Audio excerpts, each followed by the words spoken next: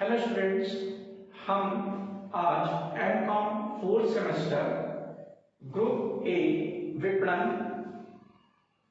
यानी कि मार्केटिंग जो विषय है उसका थर्ड पेपर विपणन अनुसंधान मार्केटिंग रिसर्च के थर्ड यूनिट पे एक टॉपिक लेते हैं और उस टॉपिक पे हम आज चर्चा करेंगे। आज का टॉपिक है विपणन अनुसंधान का क्षेत्र या अनुप्रयोग, एप्लीकेशन और स्कोप ऑफ मार्केटिंग रिसर्च।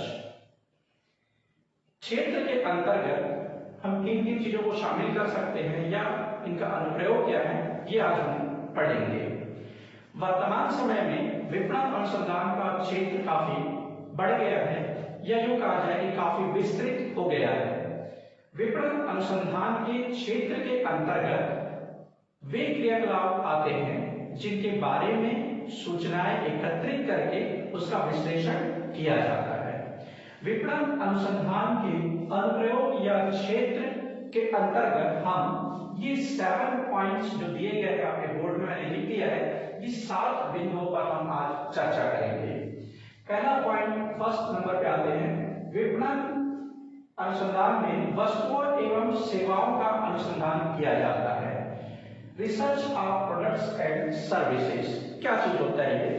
तो विपणन अनुसंधान के अंतर्गत वस्तुओं और सेवाओं के बारे में विभिन्न प्रकार की सूचनाएं प्राप्त की जाती है। उत्पाद एवं सेवाओं के बारे में उचित एवं सही निर्णय लेना आवश्यक होता है और प्रत्येक उत्पादक इस बात के लिए तत्पर होते हैं कि उनके द्वारा उत्पादित की जाने वाली वस्तुएं बाजार में आसानी से बिक जाए और साथ ही यह भी चाहता है वो कि उपभोक्ता को उससे अधिकतम संतुष्टि प्राप्त हो। वस्तु एवं सेवाओं से संबंधित कुछ तथ्यों को हम वस्तु एवं सेवाओं के अनुसंधान के अंतर्गत सम्मिलित करते हैं, जिसमें हम सूचना एकत्रित करने का प्रयास करके एक निर्णय पे पहुंचते हैं। पहला पॉइंट आप लिख सकते हैं इसमें, प्रस्तावित नवीन उत्पादों की ग्राहक स्वीकृति का निर्धारण करना। यानी कि जो हमारा प्रपोज्ड है एक प्रोडक्ट जो मार्केट में लाना है, तो उसको ग्राहक कितने स्वीकृत करेंगे उसकी जानकारी एकत्रित करना वस्तु एवं सेवाओं के अनुसंधान के अंतर्गत सम्मिलित किया जाता है। दूसरा पॉइंट, प्रतिस्पर्धी उत्पादों का तुलनात्मक अध्ययन करना। मतलब हमारे समान उत्पाद करने वाले जो कंपनी है उनकी वस्तुओं का, उनके उत्पादों का हम अपने उत्पाद के साथ यहाँ पर तुलना करके उसके संबंध में अध्ययन करते हैं, डेटा कलेक्शन करके उसको विश्लेषित करते हैं। तीसरा पॉइंट, नवीन प्रतिस्पर्धी उत्पादों का मूल्यांकन करना। चौथा पॉइंट, विद्यमान उत्पादों के चालू और नवीन प्रयोगों का निर्धारण करना। अर्थात जो हमारे पास ऑलरेडी मार्केट में प्रोडक्ट है, उस प्रोडक्ट का वर्तमान में क्या उपयोग किया जाता है और नए तरीके से उसका क्या उपयोग हम कर सकते हैं, इन बातों का अध्ययन हम इस चौथे पॉइंट में करते हैं। पांचवा पॉइंट आप ले सकते हैं, नवीन वस्तुओं एवं सेवाओं के अनुसंधान के अंतर्गत प्रस्तावित नवीन वस्तुओं या सेवाओं का मूल्यांकन एवं बाजार का परीक्षण करना। छठवां पॉइंट, उत्पाद के संबंध में ग्राहक की संतुष्टि या असंतुष्टि का अध्ययन करना। ग्राहक संतुष्टि का अध्ययन भी कर सकते हैं, ग्राहक की असंतुष्टि का भी अध्ययन कर सकते हैं। सातवां पॉइंट आप कह सकते हैं इसके अंतर्गत, उत्पाद पंक्ति का सरलीकरण। जो विभिन्न तरह के प्रोडक्ट्स होते हैं उसका जो एक सीक्वेंस बना रहता है उसको सरलीकृत किया जाता है। नेक्स्ट पॉइंट है आठवां, पैकेजिंग एवं डिजाइनिंग के संबंध में अध्ययन करना।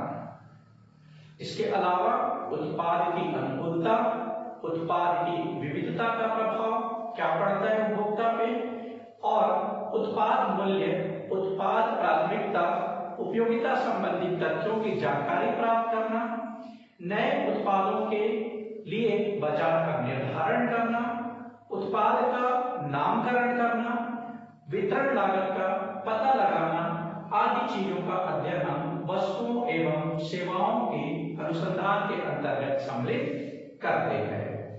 अब आते हैं सेकंड पॉइंट में, विक्रय पद्धतियों एवं नीतियों का अनुसंधान, research of sales methods and policies.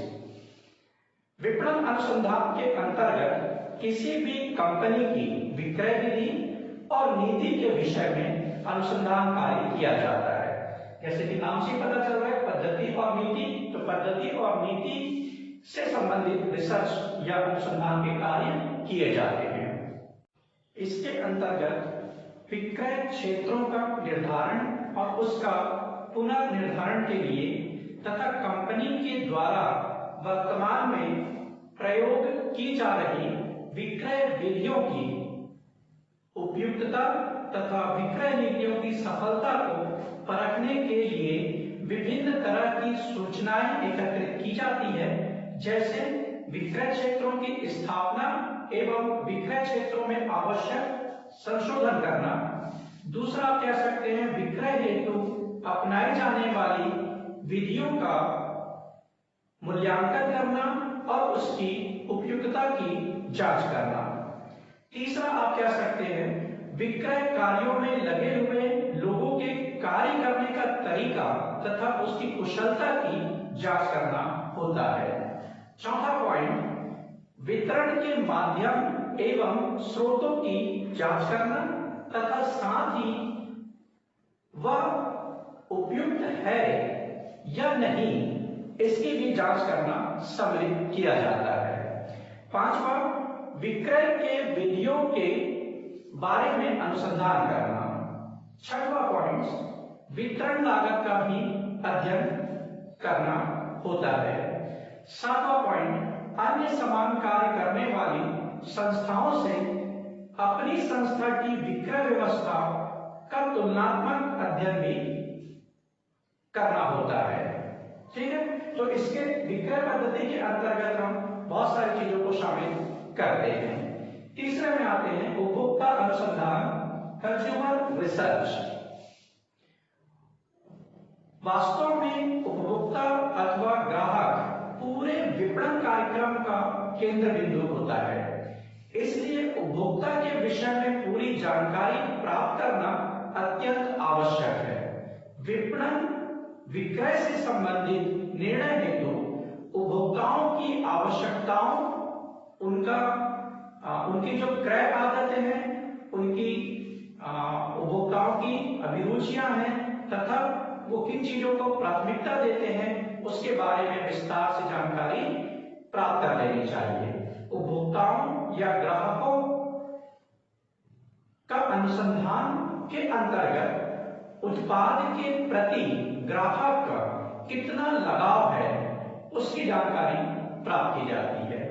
दूसरा आप कह सकते हैं उत्पादों के क्रय कौन कौन से घटक, उत्पादों के क्रय को कौन कौन से घटक प्रभावित करते हैं ये देखना होता है। तीसरा पॉइंट, कंपनी की उत्पाद एवं वितरण नीतियों के संबंध में ग्राहकों की प्रतिक्रिया को जानना होता है।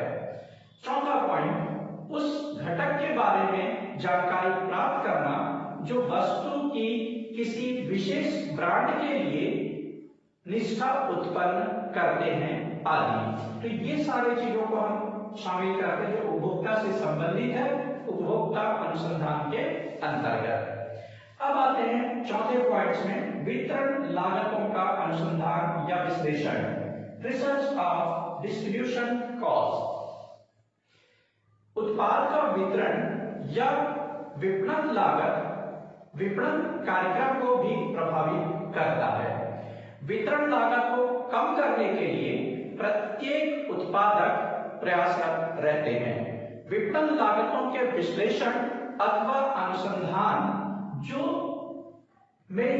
सूचनाएं एकत्र या प्राप्त की जाती है उसमें पहला आता है इस लागत के लिए एक निश्चित अवधि में होने वाली वितरण लागतों की क्या प्रवृत्ति है।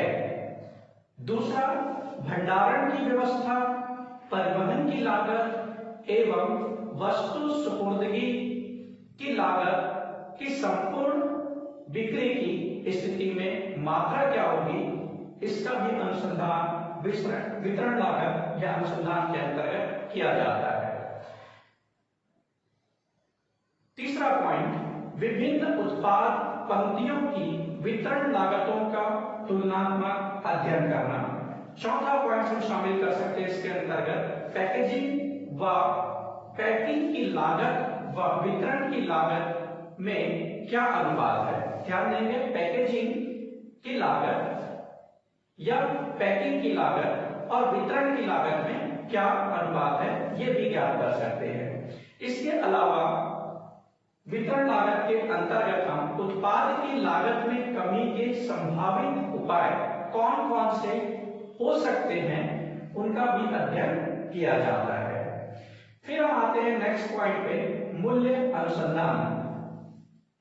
इसके अंतर्गत चूंकि ये एक महत्वपूर्ण अनुसंधान होता है, तो इसके अंतर्गत उत्पादक जब किसी वस्तु का उत्पादन करता है या कोई कंपनी सेवाएं प्रदान करता है, तो उसका एक निश्चित मूल्य निर्धारित किया जाता है।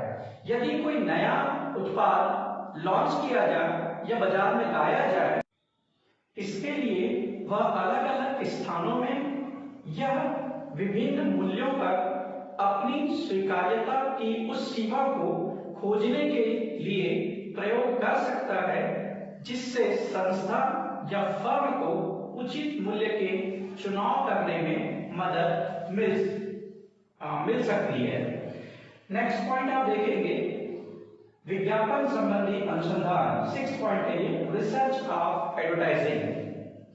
हर उत्पादक अपने वस्तु एवं सेवाओं के बिक्री में वृद्धि करना चाहता है और वह इसके लिए विज्ञापन का सहारा लेता है। विपणन अनुसंधान के अंतर्गत विज्ञापन के माध्यम का निर्धारण तथा उसकी उपयुक्तता की जांच की जाती है और इसके अंतर्गत हम सामान्यतः जो सूचनाएं एकत्रित किए जाते हैं उनमें से हम शामिल कर सकते हैं, पहला, विज्ञापन करने का कौन सा माध्यम को अपनाया जाए। देखो, विज्ञापन करने के बहुत सारे माध्यम होते हैं, उसमें से किसी एक माध्यम को हम अपना सकते हैं या एक से अधिक माध्यम को अपनाया जा सकता है। जैसे समाचार पत्र हो, टीवी पर हो सकता है, होर्डिंग्स के द्वारा या अन्य कोई तरीका या विधि को अपनाया जा सकता है। तो कौन सा विधि अपनाया जाए, वो इसमें अनुसंधान किया जाता है। दूसरा, जो विज्ञापन किए जा रहे हैं वह कितना प्रभावी रहा, इन बातों की जांच करना। तीसरा, दूसरे समान उत्पादक या सेवा प्रदान करने वाली जो संस्था है उनके विज्ञापन की तुलना में कंपनी के द्वारा किए गए विज्ञापन की तुलना का अध्ययन करना। चौथा, अभिप्रेरण अनुसंधान। पांचवा शामिल कर सकते हैं इसमें विज्ञापन प्रतिलिपि अनुसंधान तथा नेक्स्ट पॉइंट आपका आ जाएगा 6 नंबर पे, विक्रय संवर्धन का विक्रय पर प्रभाव या उसकी प्रभावशीलता की जांच करना आदि। ये सारी बातें हम विज्ञापन संबंधी अनुसंधान के अंतर्गत सम्मिलित करते हैं। 7वां पॉइंट आता है अन्य क्रियाओं के संबंध में अनुसंधान, रिसर्च अबाउट मिसलेनियस एक्टिविटीज। विपणन अनुसंधान ऊपर जो बताए गए कार्य है आपके, इन कार्यों के अलावा भी अन्य बहुत से कार्यों के लिए किया जा सकता है। जैसे उदाहरण के लिए जन सामान्य की राय का पता लगाकर उसको और अच्छा बनाने का तरीका आप सोच सकते हैं, उसका प्रयास करना, इस बात का पता लगाना कि नई शाखा या एजेंसी या दुकानें कहां खोला जाए, या इस बात का भी पता लगाया जा सकता है कि यदि सरकार ने कुछ नियम बनाए हैं तो उस नियम का कंपनी पर क्या प्रभाव पड़ेगा। इसमें हम कुछ पॉइंट्स लेते हैं। पहला जनता की राय का विश्लेषण कर सकते हैं हम इसमें। दूसरा, कंपनी की वस्तुओं अथवा सेवाओं पर सरकारी नियमों के प्रभाव का अध्ययन किया जा सकता है। तीसरा, नई शाखाओं की स्थापना के लिए स्थान का निर्धारण करना आदि बातें हम अन्य क्रियाओं के संबंध में अनुसंधान के अंतर्गत सम्मिलित कर सकते हैं। तो आपने देखा कि विपणन अनुसंधान का क्षेत्र या अनुप्रयोग काफी विस्तृत है। ये जितने पॉइंट्स आपको बताए गए हैं ये अपने आप में काफी विस्तार से इसको अध्ययन किया जाता है और रिसर्च या अनुसंधान किए जाते हैं। तो आज के लिए हम इतना ही चर्चा करेंगे इस विषय पर। Okay, thank you.